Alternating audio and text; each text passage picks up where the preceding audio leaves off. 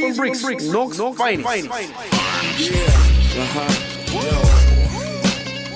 we live, yeah, those finest,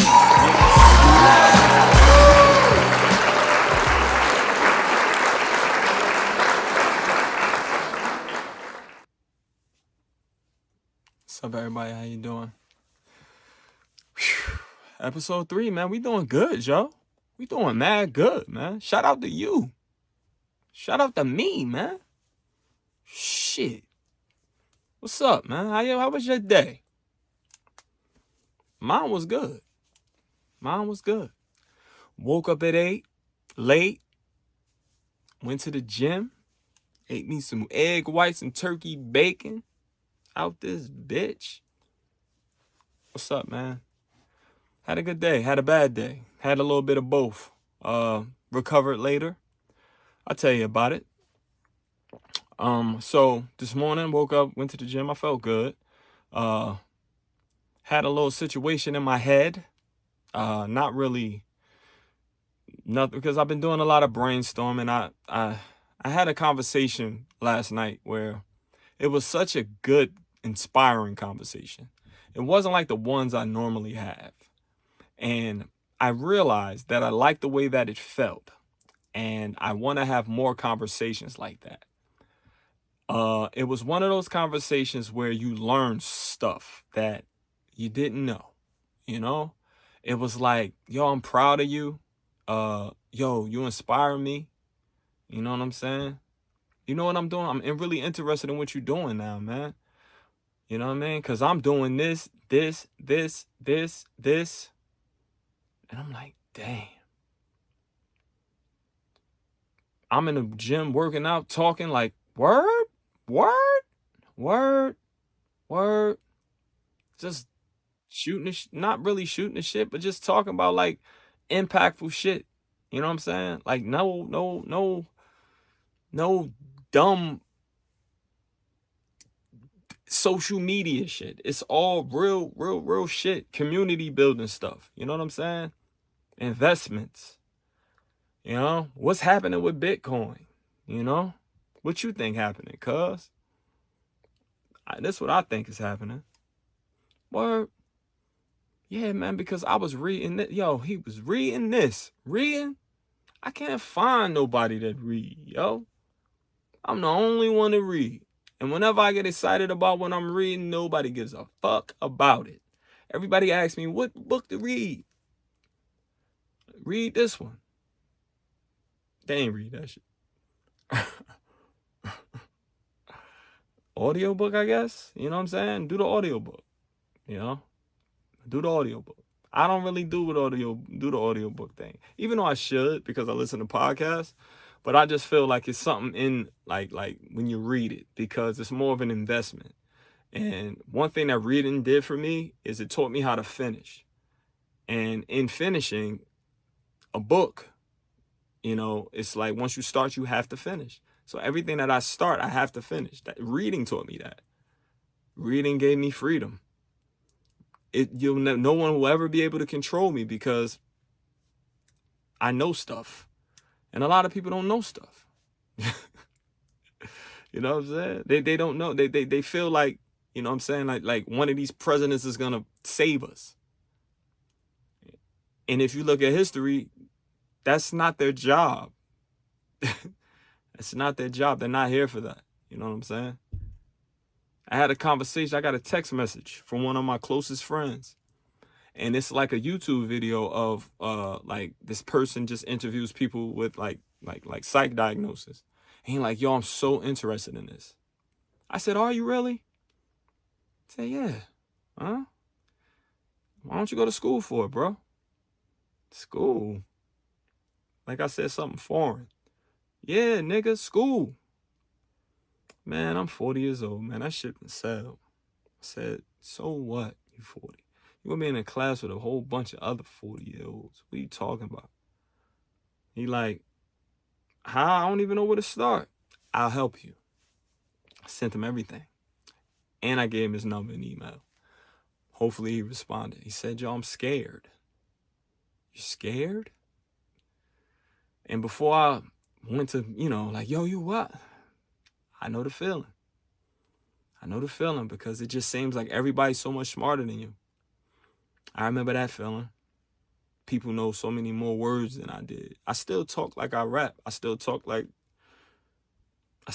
I talk. I can't help it. I read books. I mean, I try to, become more polished, but I am what I am. I talk how I talk. So what? If I try hard enough, you can't beat me in whatever it is. Because I truly believe I'm smart too. I'm just smart the way I'm smart. I might not learn like you learn. I may not speak how you speak, but if it come down to it, I perform above what's expected. You know what I mean? So I hope he does. I hope he does that, In this, man, I just think I was upset in the middle of the day because I came to the realization that where I want to go, I don't think everybody's going to be able to go with me. And that really hurts because there's no one on earth that I trust that much. I don't trust people like that. I don't trust new people. Everybody knows me. My friends know me. You know what I mean? So they know what I'm going to be. They know how I act. They know my faults. They know my strengths. And I trust them with my life. You know what I mean? Through thick and thin. They've been there for me. And it kind of, I realize in order to get to where I want to get, though, I have to go alone.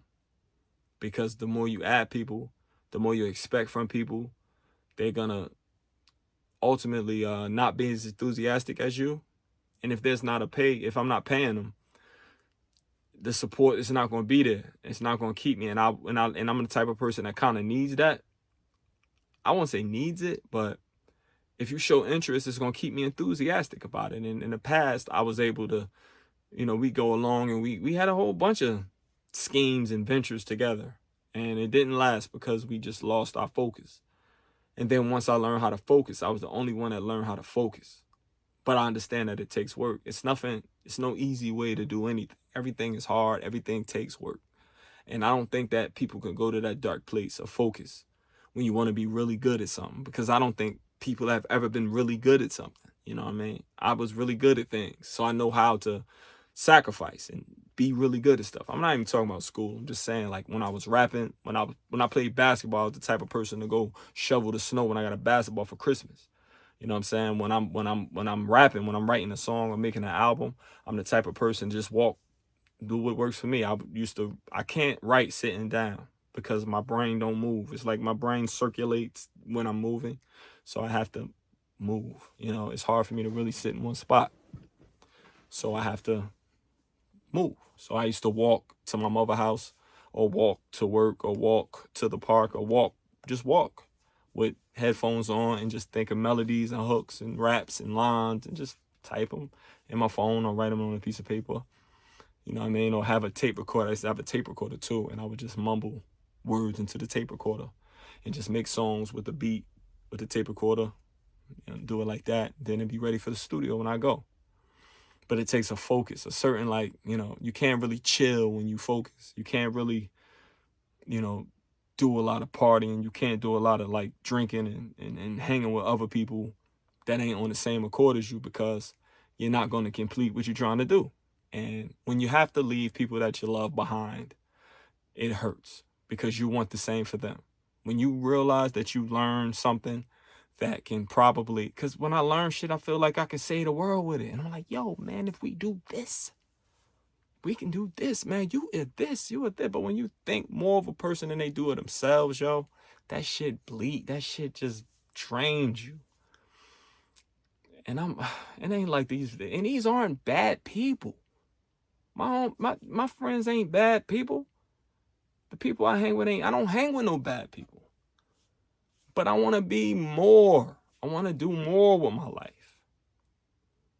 The podcast is for me to express myself and maybe help somebody. It's not about subscribers. It's not about any type of monetary gain. It's just I'm putting out my dreams and my aspirations. And once it goes into the world, I gotta do it. I have to. So this is what it's for. It's not for nothing else. That's why I'm not really putting people business out there. I'm not talking about, I got a whole bunch of people that they feel a certain way about me. Whatever, man. Whatever. I love you, man. A lot of times I love you too much to say that it's all right. You know what I mean? I don't want to be scared no more to push forward. And when he said that, I felt the fear in me because I know what that feels like. And sometimes I still feel like that. And I don't want to feel like that no more. Cause I don't want nobody to say like what I can't do and what I normally do. I don't want to, so somebody will say something like, yo, you only got this many followers. And it'll sting, but I don't want it to sting. Because that's not why I went in to do it. I did it because I did it because it felt like fun to talk and just people hear my stories and that's it. Whoever listens, listens. That's all I want. That's all I want. My daughter wants to do this now. I don't know. Maybe she'll be better than me at it. She probably will. She's way more creative than I am now. I think that muscle is atrophied. My creative muscle, you know? But she'll probably do great. Probably gonna bring her in on the next episode. Just so she can see how it feels and get comfortable in front of the camera. The goal is to just make sure they're better than us. You know? If that's what she wants to do, let's hone her interest. If that's what she's interested in, let's do it, baby girl. You know? I fear that. I fear like them getting hurt. I want them all to succeed, but I know this is a cruel world. This is a very, very cruel world. And I try to make this world, this house, is close to the real world as possible. Everything is earned. Nothing is given. Because you go outside and parents always try. My mom, my family, they always try to help when it got hard. So I didn't really go through it. You know what I'm saying? Like I didn't really get rugged until like these last, I would say 8-9 years, like where we were here, me and my wife, we were struggling. The lights used to go out and stuff. We used to write checks to get food with no money in the bank. Word is born. I remember one time I was in a doghouse. I went to Acme, took me some flowers, gave it to her. I remember having to work at that same Acme because I needed a job. I remember not having a car and having to walk 6 miles to school. I remember that. All these things, like, but I couldn't keep on asking for help because I didn't have it no more. Nobody really wanted to help me. I had burned every bridge. So I had to go through it. And with going through that, nothing is too hard for me to accomplish anymore because I know what it's like. I've been there. It's hard. It's hard to be a different person. It's hard to be a man. It's hard. It's hard, especially when you can't really take care of your family like you want to. And that's what I dedicated my life to. At the end of it, when it's all said and done, those 4 kids, when they reach their dreams and their full potential and they're out there doing whatever they're doing to the best of their abilities, job well done. That's how you measure the man. How they doing. How's my kids? That's how you measure me. Don't measure me through nothing else. I don't care. I don't care. It's about them. Everything I do is toward my family, making sure they're all right. I don't want to be afraid to reach my full potential because I think that I was afraid to put myself out there. Because I've been hiding, I've been in this bubble for so long because I feel safe here. Safe.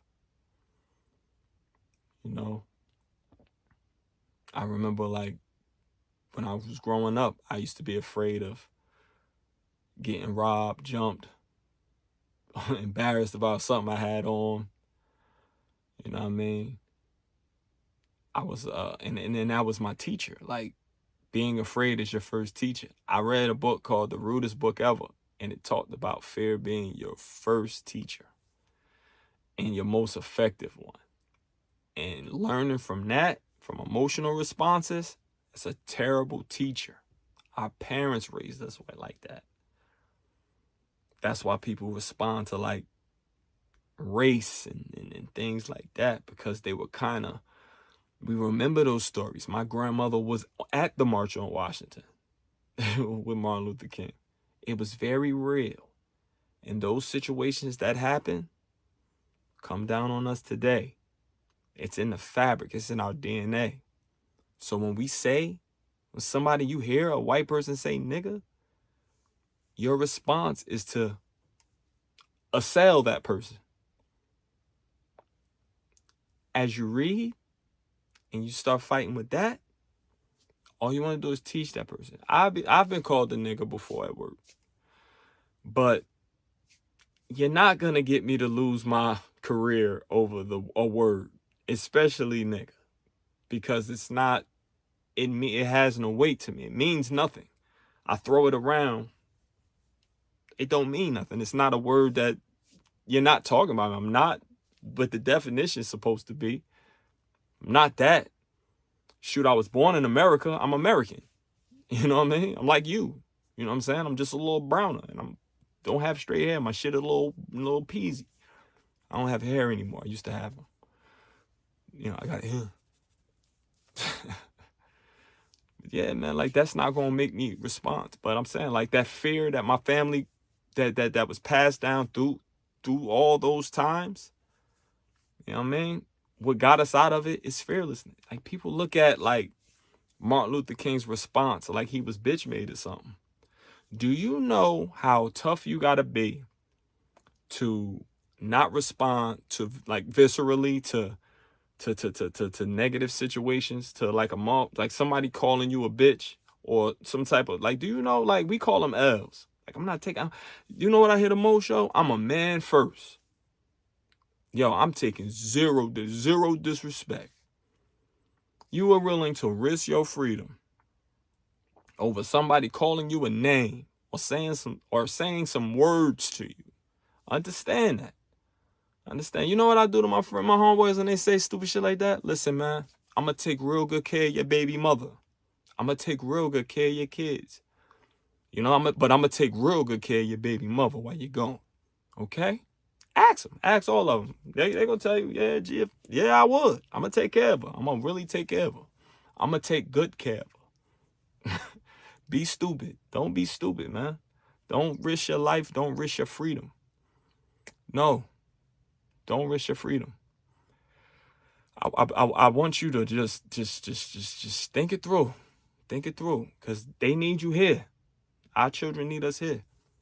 You know what I mean? I'm scared for somebody to just... Fear is crazy. That shit go both ways. If you think of the wildest person you know, he is the scariest person here. The hardest person you know, think about it. The hardest nigga you know is the scariest nigga here. Telling you. Because all he know how to do is just... That's it. And it's over. Fear is big, man. Fear is crazy, yo. Fear, if you gotta like retool your brain. You gotta think a little differently. You know what I'm saying? You gotta look at it from a perspective of a person that knows who he is. Like I know who I am. I know what I am. I know by you calling me a nigga that you want me to respond, you know, accordingly to your script in your brain, how it works. Like you're gonna hit me and I'm gonna call the police on you. You know what I mean? I learned early. So I was here, right? We used to have when we go to school, me and my wife was going to school together. So we used to have to hire babysitters. We had this one babysitter. She kept calling out. So we used to have to take our kids to school. She would come, we'd be at class. She calling us at class saying, I gotta leave. One time this chick said, my stepfather crashed his motorcycle. He in the hospital. I gotta leave now. So we had to leave school, come home, get the kids, so she can go to her, see her father at the So after a while, like, she was calling. I'm like, yo, you fired, yo. You fired. We wrote her a check. Back then, we was kind of broke. So she waited mad long to cash the check. Like, she ain't cash it. So like a month later, I just came in from doing the overnight. And this dude came knocking on the door. Boom, like the police. And I'm like, what the fuck? So, he knocked so hard that it scared the kids. So my daughter runs into the room like, yo, somebody's at the door. So I'm like, all right. So I go to the door and I when like I was in the bed, I was working overnight. So I was in the bed. All I had was like my drawers and the shirt, no shirt or whatever. I come to the door like, who is it? What's up, man? Yo, I'm like, yeah. Yo, you wrote my daughter a check, it bounced. I need that money right now. I said, what? What did you talk about? Yo, listen, give me the money or else. I said, or else what? 1 minute. So I go in the house. Now, I'm a big dude. I'm 6'5", right? Around the time, I'm like 280. I come to the door, and when you open the door and you bend down, like, he don't know that I'm this big. So when I walk out the door, I'm like, yo, don't you ever knock on my door. He just started backing up. And you know what he said? Because he knew I was about to tear his ass up. He says, I'm about to call the police. You should have saw how this dude knocked on my door. You knock on somebody's door like that, you don't call the police. That's when I realized, like, oh, this is different. This ain't like where I'm from, where words mean things. Like, words mean things where I come from. You come to somebody's door like that, you gotta do what you gotta do. You gotta handle your business. You don't call the police. You handle your business. And then that's when I learned, like, all right, I'm about to become one of them. I'm about to start calling these cops. That's right. That's the day I became a snitch. That's right. I'm going home. So he called the police. So the police officer came to my house. He said, what's the problem, man? And he told him some type of fabricated story about I'm like, to be honest, sir, he knocked on the door like he was you. You know why he went and called you? It's because I came out that door 6'5", 280. And the cop laughed. And I was like, yeah, 280. I was a big dude, but he ain't know. He thought he was about to bitch me or something. So I ended up, but at the end of the day, you know what I had to do? I had to pay the money because the bitch worked. So I gave her the money. I put the money in the thing and went on by my life. But that day I realized, like, it's that tough shit. Being tough it doesn't matter in the real world. You know what I'm saying? There's rules. There's certain things that if I go run into this white man telling him that he called me a nigga, that's why I beat the brakes off of him. I'm going to jail. And that's what he wants. So please don't give them what they want. The reason why they do stuff like that, because they know that they don't want no smoke. They don't want none of that. None of these new ones that be out here with the big beards and all that stuff, they don't want that shit. All they want to do is call the police. That's it. Don't give them nothing. Don't give them a reason. Don't, keep your cool. Use your head. Use your head. If this was too, I tell them, if this was too, would you be saying this to me in the streets? Would you say this to me outside? That's what I tell them. Would you say that to me outside? You know what'll happen to you outside. Don't do that. Let's talk about it. Listen, I just want to make this better. What can I do to make this situation better? What happened? And you know what happens after that? They tell me what they're really upset about and then say sorry. Word up. Word up. I never had a fight. When I'm at work and people start talking that gangster shit, I take off my glasses because I don't want nobody to break my glasses. And I can't even see. I'm just like, here, I'm not afraid of you. And they realize that I'm not afraid. And most times, they fall in line. Sometimes they don't.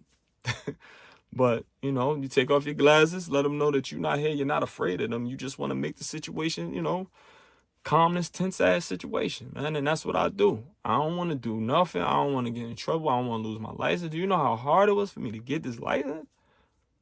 I ain't even talking about nursing school. I'm talking about what they put me through to get the shit. from what I was doing before. Young boys, you ain't gonna be stupid forever. Trust me, the decisions that you make now, you can either invest in your future or you're gonna pay later. You heard? Invest or pay later. All right? I did a lot of paying later because I felt like word is born, like, yo, if I'm doing all this good right now, I was young as hell when this happened. Why are you holding me to this? You know what I'm saying? Like, where I'm from, they lock you up for everything. I got locked up for a fight. I was fighting. I just had a fight in a club, in a bar. I had a fight. The cop came, he grabbed me. But when he grabbed me, he scratched me. But I didn't know it was the police. And my boy like, yo, that's the police. I'm like, oh, because I was giving him the business. I ain't punch him or nothing, but he couldn't really do nothing with me. And he hit me with that mace. I locked my goofy ass up. And so I'm in a holding cell, the drunk tank, I guess. And it was another, like a Spanish dude in there. And it was like the Brazilian parade that day. And I was like, what you in here for? He was like, I punched a horse. I punched a police horse. I said, you did what? He said, I punched a police horse. So I was locked up with a dude that punched a police horse. And they let me go at like 6 o'clock in the morning. Yo, that's what I had to fight for my nursing license for. I had to fight for my nursing license for that. Having a fight in a club where we could have just walked out. To be honest, I didn't even fight the dude. It was like more with the cop. Like the dude in the club was like, I'm just telling him like, yo, bro, I was drunk as hell. I ended up bumping into his girl or whatever. And because I was trying to sit on a seat because I was so fucked up. So I'm trying to sit on a stool and I ended up kicking his girl chair. And I'm like, yo, I'm so sorry. And he came over and he wanted to, he pulled the chair from under me. So I stood up and we staring at each other and they seen it. So they took him out the club. And I'm like, nah, when you drunk, like you just gotta get your fucking point across when you fuck down. So I'm telling them, yo, don't take him. Don't take him. Don't take him. Don't take him. We gonna listen. I wasn't trying to talk to your girl, dog. And that's when the cop came and he grabbed my shit. And he scratched me. And he hit me with that mace and the fight was over. I dropped that. Y'all don't know if you ever got sprayed with mace before, but that shit is whack. What? And I get a respiratory infection every year from that shit. Like every year. That shit happened when I was 30. Shit happened like 12 years ago. Every fucking year since then, I've been having a fucking respiratory, like some type of infection. Word up. In June, like right around the time, like every year around, like every June, July, I get like some type of like cold or something. Word up. But yeah, back to that fear thing, man. It's everything, man. It's having anxiety. It's like you kind of like aware of stuff, and it makes you just, I don't know. I don't blame fear on anxiety because I always was fearful of stuff. You know what I mean? Because I had like my surroundings were very real. You know what I mean? It wasn't like the type of surroundings that you have to be very aware. You'll get killed. It is what it is. You'll get robbed. You'll get whatever. It's a lot of stuff that was happening around me that like kind of grows you up quick. So you on point on all things. Like to this day, I scour. I can't go into a club or like a surrounding when I don't know a lot of people without looking at, like, when I first thing I do when I walk into somewhere, I see like, all right, that dude with them, he with him, this bitch is with them niggas. Oh, she tricking, but he with her too. So they trying to do like, yo, I'm all over the place. I know everything going on all around. That come from where I'm from. Like, you had to be, or you'll be fooled out there. For real. I can't, I wish I had the type of life where I didn't have to worry about stuff. Like now up here where I live now, I live in the suburbs. So I started running. So in running, it was like every day you see something new because you just so dialed in and focused. You're listening to your podcast, you're listening to your music. I'm outside running, yo. And every day I see something just new. Like, damn, I didn't know that house was there. I've been running this path for 4 or 5 years. Every time I go outside, I see something new. Because I'm not as alert and fearful as I once was. Now I'm afraid of different things. It's kind of like Maslow's hierarchy of needs, where it's like, before anything, you need food, then it's safety, then it's this, and it's this, then you reach self-actualization. I'm not there yet, but I'm not fearful. I'm not worried about this, and I'm not worried about that. Now I give a fuck about stuff like the environment. You know what I'm saying? What's happening with Russia and Ukraine and in the world. You know what I mean? Why is it like this? Like, what's going on? You know, like, people don't necessarily think it. They're more scared of, you know, we should be very afraid of that, yo. Like, if America and Russia fight, that's World War III. Vladimir Putin said out of his own mouth, listen, they asked who would win, Russia or the United States? Nobody. Everybody dies, yo. So this is real serious shit, yo. This is real stuff happening in the world around you. While you sitting over here worried about a fucking whatever you worried about, that's real serious stuff that hopefully the president figures out. Cause we don't want to go to war with them dudes. And they don't want to go to war with us. Nobody wants to die. But that's what'll happen. That's World War III. When people have nuclear weapons, this is why people have nuclear weapons, to keep somebody from fucking with them. So it's like having your joint on you. It's for protection. That's what a nuclear weapon is. It's protection against somebody from certain countries from attacking you and trying to take your shit. You know what I mean?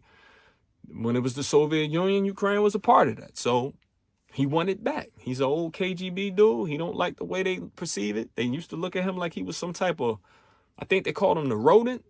I think when Bill Clinton met him, I think he, if I'm not mistaken, he got elected when Bill Clinton was president. And Bill Clinton was like real tall. And you can notice how like Vladimir Putin's short. So standing next to us, and Bill Clinton was like, yo, I love him, yo. He's so Russian. But Vladimir Putin wasn't trying to be Russian. He was trying to be like German. You know, Russians are looked at like I guess the niggas. You know what I'm saying? the Germans are looked at like the intellectuals. So he was trying to appear that way. But he, you know, Bill Clinton is like a Rhodes Scholar. He know what it is. He's been around these people. Bill Clinton, mad smart. You know what I mean? He knew what it was, but he liked him because he was Russian. He was trying very hard not to be, but didn't do a good job. But again, like that's what you should be worried about. You know, not certain, but you don't think about that stuff. That's what I'm saying. The point I was making is that when you're worried about where the next meal is coming from or getting shot when you walk out your door, it's hard to think about other stuff. So I'm not afraid to get robbed and jumped and people to laugh at my clothes anymore. You know what I'm saying? I'm worried about if anything was to happen to my family. I'm getting up there in age, and so is my mom and my people that I love very much. I want to enjoy them while they're here. You know what I mean? These are things. And I think about this stuff because I'm an oncology nurse. I see people fighting for their lives, like with everything. And I'm out here, I'm feeling like I'm just existing. And just seeing these people fight so hard just to live, like choosing, like, I had one dude was like, yo, man, the pain medicine makes me so nauseous, yo. I'd rather just have the pain than to be nauseous. You know what I'm saying? Because the pain medicine makes me nauseous. Like, what the fuck? And you see people just giving their all just to live. And they're so grateful to you, you know? Just so grateful, man. Thank you, man. Thanking you for everything. And I try to like keep it light, yo. This is why they pay me the big bucks, you know. And they laugh and they just so grateful, you know. Like and my bosses asked that your patients don't want nobody but you. I'm like, well, that's all they really supposed to be calling. Like I'm working for them. I'm a servant. So if you look at my career that way, that's why I'm good at it. That's just what my mom said. Like, this is your calling. Because I'm a servant and I understand the job. I don't look at it like I'm not your... Yes, you are, yo. Yes, you are. You are a servant. Whatever job, if you work for somebody, your job, if you are a server at a restaurant, yo, Your job is to serve. You are providing a service, which supposed to be respectful. I'm respectful. I make sure my patients are good. Whatever they want. I don't care if they got an attitude today because I understand. I fix my attitude at the door. If I'm having like, I ain't perfect. Y'all think I can be this fun? Like, yo, I'm glad I only work 3 days a week. Where I came from, my old floor, yo, them people treat you like they talk to you like they crazy. You gotta act like you ain't got no feelings. Like you can't respond like, what the fuck you talking to? You can't do that. You gotta just eat it, man. And then just, like, I'm glad I only work 3 days out the week because you can't be phony 5 like that. You can't act like you ain't got no feelings for 5 days. No. I only got 3. I don't do overtime. I try not to. I hate it. I hate OT. It's not my thing. Like, I don't like it. I don't like OT. It don't mean that much. I'm not in this for the money. I don't really believe in doing anything for money because, I mean, of course, you have to take care of your family and stuff, but if I got to do it for money, then it's not enjoying no more. I'm not really, when I do overtime, they try to, like, get you to come in with all these incentives and everything. Like, nah, my mental health is more important. And I have to have some me time. I have to do some stuff for myself and make sure that I'm healthy, because like that shit is hard. That shit will weigh on you. What COVID did to nurses' mental health, like especially mine. Like, I used to have dreams about like Rihanna and all type of wonderful shit. You know what I dream about now? Getting floated to a COVID unit today. Gerard, you gotta go to COVID. Then I gotta sit there and listen to them bells and wait for a person to sit up there and tell me he don't want to lay on his stomach. He don't want to keep his oxygen on because it's too big on his face. Taking off the nasal cannula because, like, yo, man, is my nose dry? And then his oxygen going down into the 70s and he over here telling me it ain't comfortable and I'm trying to keep you alive? Or have a person look at me and ask me for the vaccine after they probably talk shit about it? Or have a person who gave it to their mother because you can't visit, so they got the Zoom, so they on the Zoom thing, and they try to act like they mother the only patient in the hospital.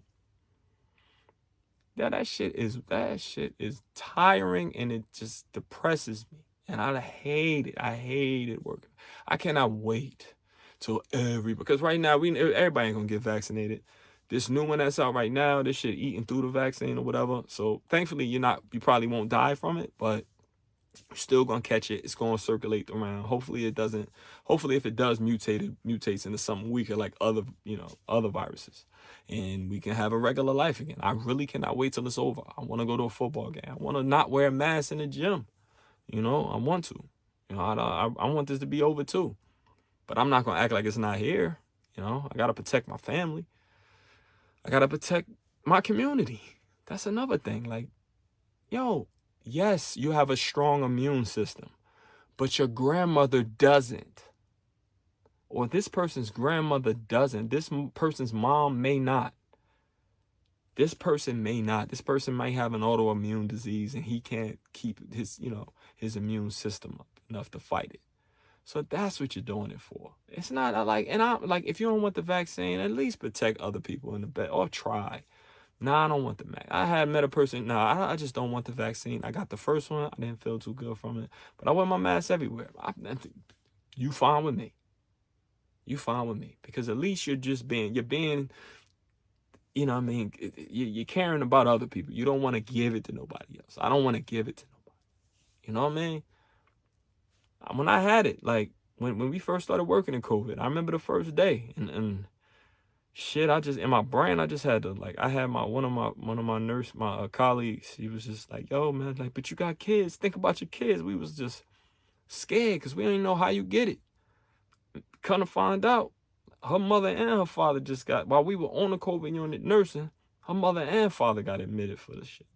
Thank God they both all right now, but that's how it was. Like, that shit was scary as hell. Went in the room, I was just like, yo, just act like it's tuberculosis. That's all I did. And this lady had it. Well, she was under investigation, but she was confused. And she kept taking her mask off. You know what I mean? And at that point, the PPE was low. We didn't have enough. But I just can't watch somebody die. I just can't do it. Like, I don't know. I just can't do it. I can't. even if it wasn't looking good, I always used a lot of PPE. I would go in and out the room. They were trying to do cluster care, but it's kind of impossible if somebody pulling out the IV and you're not able to give them their medication. If they got pneumonia, a lot of them need the fluids. A lot of them need not the fluids, but a lot of them need the antibiotic and stuff to fight it. And he's just like, we didn't know nothing. We didn't have anything. You know what I'm saying? So it had to work. But yeah, I'm scared of that. Just fear, man, fear. It's look at it from a different perspective. Look at it from like the reason why you put up your guards, the things that make you make decisions that you make, the reason why you have the ideologies that you have. There are a lot of them probably come from your first teacher, which was fear or emotional responses, being hurt, being robbed, being embarrassed. You know, if I was embarrassed about myself, and I wouldn't be able to do this, you know. I'm going to try my best to try to just be as real and transparent as possible on these podcasts. And again, we're going to meet our goal. I'll be back on the checklist on Monday. Hopefully we down in under the 230 or 229. Let's hopefully we're there. I probably won't finish that book. That book big as hell, but you know, we'll talk more about that.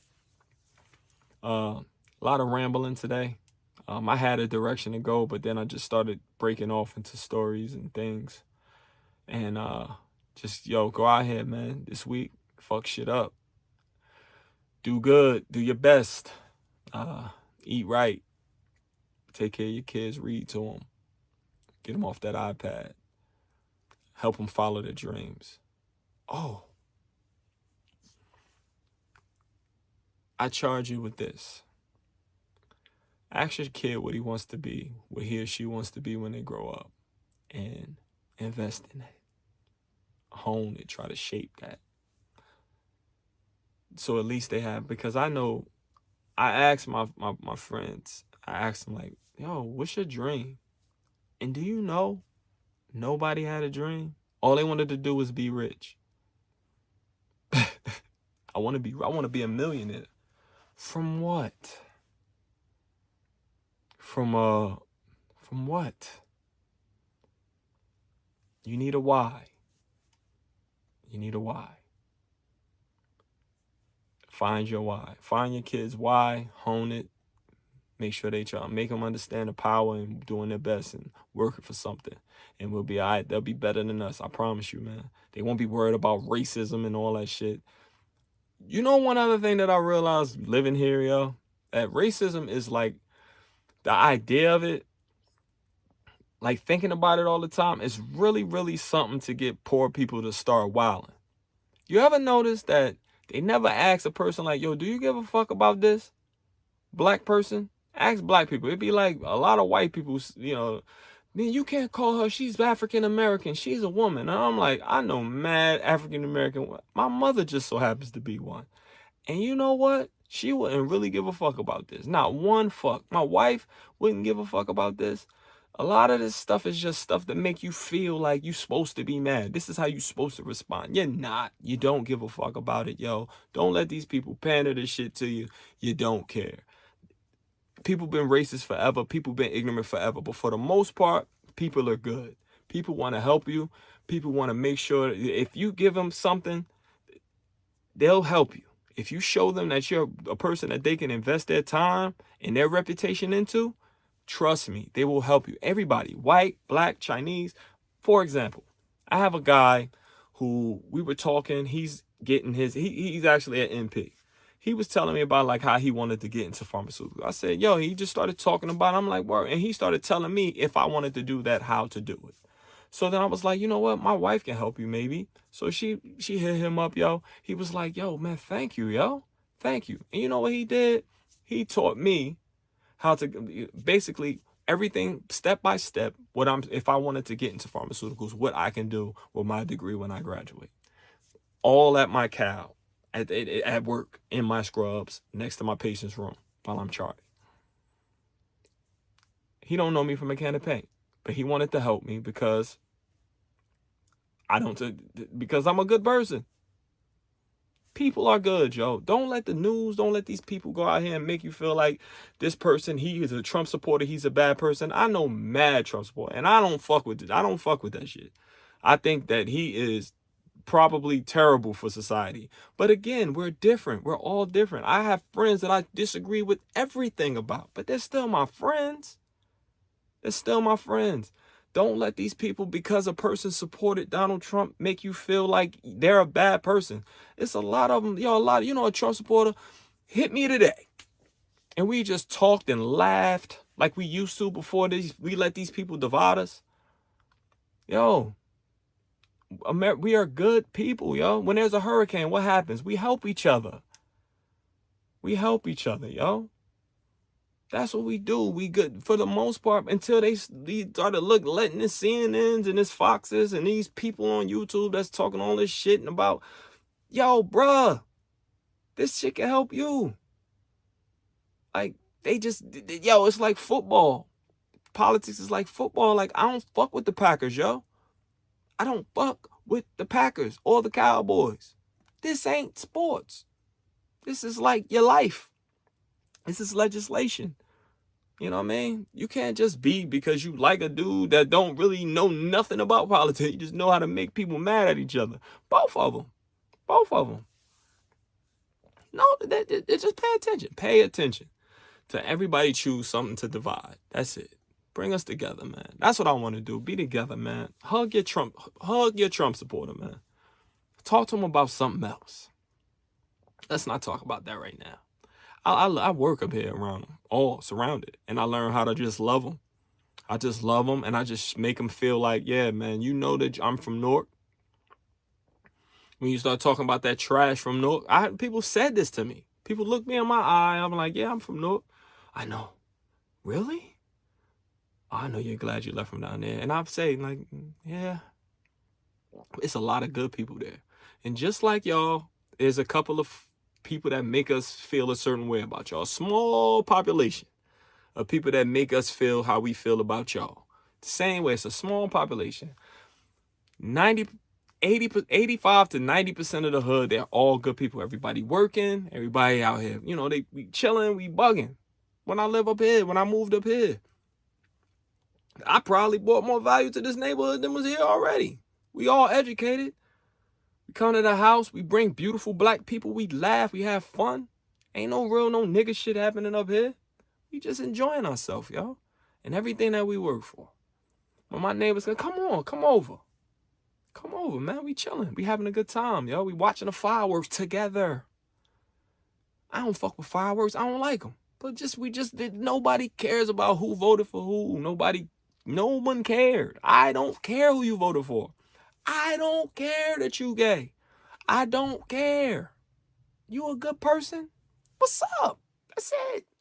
Stop worrying about being all in people's business and thinking somebody racist because they live here and they have a certain lens of the world that's different from yours. Lenses, they're everything. It's a lens. It's just like I see with my eyes something different from what you see. And that's fine. That's perfectly fine. Don't let them divide us, yo. See y'all next time. Peace and love. I love y'all. Thanks for the support. Thanks for all the messages. Peace.